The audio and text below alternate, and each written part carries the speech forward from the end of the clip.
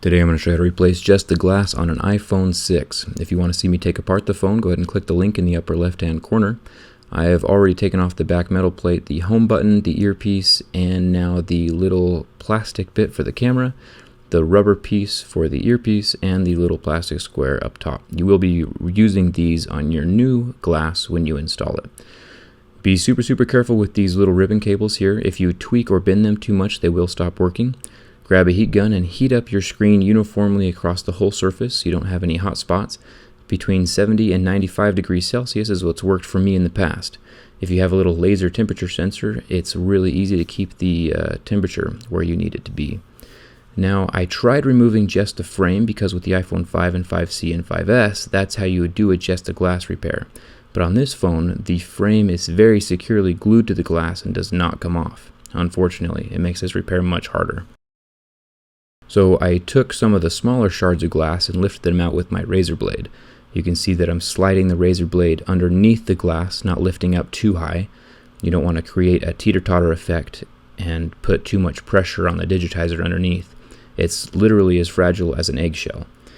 Now that I have a slightly wider opening, I can take my playing card and use it to separate the glass from the LCD because of the heat that we've put on it before has kind of liquefied the glue. So using the combination of razor blades, heat, and playing cards, we're going to accomplish this whole repair. Anyways, heating the phone back up to its safe temperature range again. Remember, if you go too hot, you're going to burn the LCD, so make sure to heat it up. If it's too hot to touch, you probably went too far with the heat. I'm taking the card and sliding it between the frame and the glass, and it's super important to remember that no matter how boring I get during this repair, you're probably going to want to watch the whole thing because I'm going to be dropping tips the whole way. Now that we're away from the LCD and digitizer, I can use my knife a little more comfortably. I'm going to make a slot between the frame and the glass so I can slide my card, because it really does make the repair a whole lot easier once you don't have to deal with that frame in the way. The card can slide between the glass and LCD. So I'm going to heat the phone back up. The phone cools down, obviously, pretty quickly, so I'm going to be heating it up about every 30 to 40 seconds. Just so I can stay within that safe range. You can see that as the phone starts to cool down, the card doesn't slide as well between the glass. I could speed this part up, but then you wouldn't realize how slow and meticulous this whole process is. Plus, removing tiny shards of glass from an extremely fragile digitizer has got to be on pretty much everyone's bucket list. So consider yourselves lucky to be blessed with this fascinating spectacle as you embark on a journey of a lifetime. Also, don't plan for the perfect replacement. Even though mine worked, it was not completely perfect. This repair is best if you are already planning on buying a new screen anyway, and you just want to try a just the glass repair for kicks and giggles, and not as a first plan of action. Now just grab your heat gun and heat that phone up to the correct temperature again. You can see that I'm still between the frame and the glass, so taking off this big chunk right here is pretty easy, because I don't have to deal with the frame. Honestly, a year or two down the road, it might just be worth it to buy a whole screen and not deal with just a glass swap. It would be more cost effective to buy the whole screen as a unit. The prices of the screens do drop over time. You can check the price of current screens down in the video description below. Now, if you look up in the corner, you can see another link to a video I made last year called Tips and Tricks, 3 common mistakes that people make when replacing just the glass. I do recommend watching that if you are serious about doing this repair yourself. I talk about things to avoid while working on your phone. Plus, it's interesting because I actually break screens in that video. That video was very expensive to make at the time. As I'm getting towards the edge of the frame, I take my razor blade and slide it between the glass and the frame, and this does make it a little bit easier to get the card between the LCD and the glass.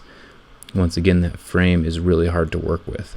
It's a shame that it's glued on so tight. So this repair is really hard. Chances are you're going to just be working along, minding your own business, when out of the blue your LCD is going to snap and you're going to think, holy cow, that jerry-rig guy was right. This digitizer's really fragile. If you lift up too high on this edge, it's going to drive the other edge into the digitizer itself, kind of like a teeter-totter effect. So you want to make sure to slide the card horizontally underneath the glass and not lift up too much. Otherwise, you'll end up with a broken LCD. If you heat the screen up too much, you're going to end up with like yellow or burn marks on the LCD. That's why I say heat the whole screen up uniformly. That way you don't concentrate the heat in one spot. and cause those burn marks. Anyway, go super slow. You know that feeling you get when you're driving down the road and you see a cop and you freak out for a second because you have no idea how fast you're actually going? You should feel that way during this entire repair. A little bit stressed out, anxious, nervous. You never know when the whole screen's going to break. Kind of like finals week of college when you haven't exactly been going to all your classes. Just kidding, Mom. I totally went to all of my classes. Like all of the days that there was class to go to, I was definitely there. Back to the repair, sliding the card underneath the glass still and up along the top. This piece of glass was connected to the frame of the phone still, but since we're so close to the edge on this one, I decided not to mess with the glass. Otherwise, I might crack it along the corner. So I separated the glass from the LCD and just left it there. And I would deal with it later since it wasn't exactly connected at this point. This piece didn't allow me a whole lot of access to either, so I didn't lift up on it. I slid around, got this second piece off over here, and then went back to that one later. I know you'd rather be watching paint dry or grass grow, but this is extremely helpful to see the whole process done start to finish. So hang in there. While you're here, you might as well hit that subscribe button down below. It helps to keep me motivated making tutorials like this in the future. Also, check out my Instagram. I promise my life is not as boring as this video makes it seem. I'm going to keep on removing these itty bitty shards of glass. Lucky for me, my screen was pretty cracked up, so I can remove the glass pieces individually. I imagine if you just have one long crack or, several small cracks, it would be a harder repair because you don't have as many access points. As you get close to the edge in the corners, be super careful because the screen, the LCD, and digitizer are more fragile along those points. And also remember to watch out for the ribbon cables up top. You really don't want to bend or tweak those or put any pressure on them at all. They are super fragile. Slide my knife along the edge of that frame to get the glass shards off. It really is amazing how well the frame grips the glass during this repair.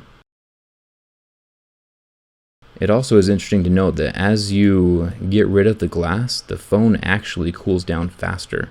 So you'll find yourself heating the phone up more and more as there's less glass on the phone. It kind of retains less heat than it did when there was a full sheet of glass on top. Anyway, we are almost there. Give me a thumbs up down below if you've managed to stay awake this long. I promise the glass is almost off and we will continue with the repair. I'm going to show you the glue here in just a second. Now that the glass is off, this is the LCD. As you can see, it's pretty darn dirty at the moment, but before we start cleaning it, I want to make sure I'm not wasting my time, so I'm going to make sure that it still works. Plugging into the phone, slightly dangerous obviously. I'm going to go ahead and turn it on. Everything looks good so far. Make sure to slide things around a little bit, make sure that the screen's working. Obviously, if the screen's not working at this point, there's nothing you can do, especially if you've made sure the connections are good and everything. And you can just scratch the repair, buy the whole screen, and put it back together again with a new screen on it. I'm getting the glass off of the old frame because we are going to reuse that frame with the new glass that we bought. Also, check the video description down below. I have replacement parts and tools listed down below. Everything that you will need for this repair will be there. So I'm taking a plastic pry tool and scraping the glue off of the glass. There's two little doohickeys up at the top. I don't know what they are, but they look important, so make sure not to scratch those off during your cleaning process. You're just going to take your plastic pry tool and just scrape all the glue off. You can kind of imagine it being similar to scraping sticky gum off of an eggshell, except for that if you break this eggshell, it will end up costing you a lot of money. So make sure you go super slow and be super careful. Remember that the corners are the most fragile part of this screen, so be really careful as you're working around the corners and the edges. Once you're done scraping all the major glue chunks off, you can take your alcohol and a rubbing pad and just kind of rub it around on the screen, and that'll get rid of a lot of the glue residue. And then you can take your pry tool and scrape off any remaining chunks. The whole process took me about 15 or 20 minutes to get the screen clean, and you can see here that minus a few scratches, everything is still working. The glue that I use will fill up the scratches on the phone, so you will not notice them once the new glass is in place, which is nice. Everything still works. Make sure you turn the phone completely off before you remove the LCD again. And here is the LOCA glue. LOCA is an ultraviolet activated optically clear adhesive. It's a very complicated name, but a very simple concept. I'm going to put the glue on, and you want to make sure not to use too much because it is a very hard to clean substance. It will stick on the phone and is just not easy to clean off. Plus, along the edges, if you get glue on the edges, it will discolor your LCD. So you want to really make sure that no glue gets on the edge of your phone. You can see at the end of this video, my LCD did have some seepage inside, and you can see the discoloration and the mistakes that I made towards the end. So right now I'm just going to set the glass on top of the screen, and this is real time. It's not sped up or slowed down. The reason I'm doing it so slowly is because as the glue touches the glass, you want to make sure that no air bubbles get caught inside of there, because the air bubbles are hard to get rid of. So you really just want to go slow and make sure that the glue is going in one straight line and not grasping all the little air pockets. So the moral of this story is to go slow. Kind of like this video is a fairy tale that you'll watch every night before falling asleep. You know, slow and steady wins the race. I should probably write like a children's book or something. It would probably put everybody to sleep. So this will make your life a lot easier if you use a mold like this. You put the LCD in, put the glue on it, and then it'll put the glass exactly where you want it on top. Now for this video, I'm not going to use a mold. Just keep in mind that you want to line it up with both the left and the right sides of the screen, keeping it the same distance on either side. And also keeping in mind that if you mess up even half of a millimeter, your phone's not going to line up with the old frame that you took off of your old screen. So now that I have it positioned over the LCD so that you don't see the LCD anymore, I'm putting the UV light over the glue, which is causing it to cure or dry. Without the UV light, the glue would stay liquid. So I put it over for about 10 seconds or so, lifted it up, and I'm doing any last minute adjustments to the LCD that I need to. Since I've adjusted it, I'm going to glue a little bit more, which will dry the glue a little bit more and allow me to do any more adjustments. Granted, if you were using a frame for the phone or like a mold, you wouldn't need to do this. Since the screen is in the exact place where I need to, I'm going to go ahead and cure it the last time for about 2 or 3 minutes, and it should be dry. Now here's another mistake. As I was cleaning off the glue, I would kind of like force the glue into the LCD on the sides, causing the discoloration that you see in the end of this video. So make sure that you avoid getting glue on the sides of the LCD at all possible. It will definitely save you some time and headache later. So with the frame of the screen, you want to use some double-sided sticky tape, and you want to use some permanent stuff because this screen does need to stay very, very securely attached to the frame. Without it, your screen will lift off. Granted, if you have a case, that would help keep your screen attached to the phone as well. So I would recommend putting a case on after you get this baby put back together again. If you need to see how to put your screen back together again, go ahead and click the link. It's the same one you clicked on at the beginning of this video. It'll show you how to put the home button and earpiece and the whole phone back together again. And here you go. You can see the slight discoloration at the top and the bottom of my screen. This is from the glue seeping into the LCD.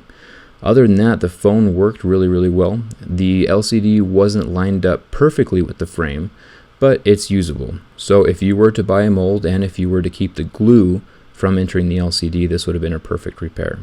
Anyway, hopefully you can learn from my mistakes. I hope you liked the video. If you like what you saw, make sure to hit that subscribe button and like it. Thanks for watching. Hope to see you around.